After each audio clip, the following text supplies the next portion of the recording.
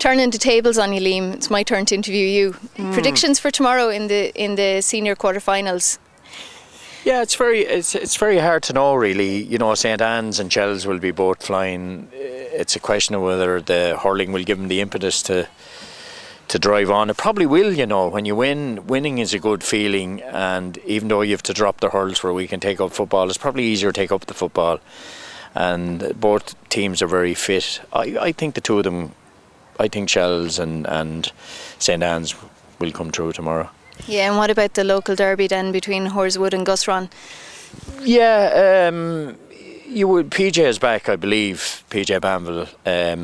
Gusron I feel are a team that haven't really delivered on the potential that they have. You know, Horswood have the experience. I have a sneaky feeling Gusron might get through this time. And they'll be playing, if they do get through, they'll be playing Castletown now. They know that after tonight. Yeah, and tonight's game, any thoughts on that? Yeah, it was a good game. I feel that St Martin's missed their chances in the first half. And, you know, Dottie obviously tired. He wasn't expected to start. I was told before the game he wasn't starting. And when you haven't played for 5 or 6 weeks, it's obviously going to tell on you.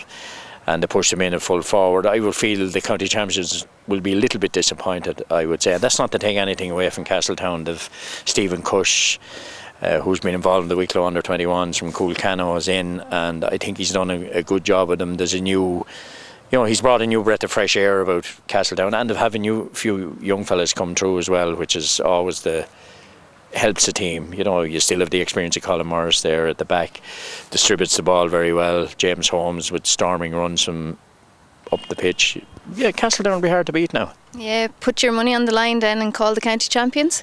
Well, before the start of the year, I always had a sneaky feeling for Shelmaliers. Don't ask me why. I just liked what I saw about them last year. Now, obviously, they're involved in the hurling as well, so it's going to have an effect.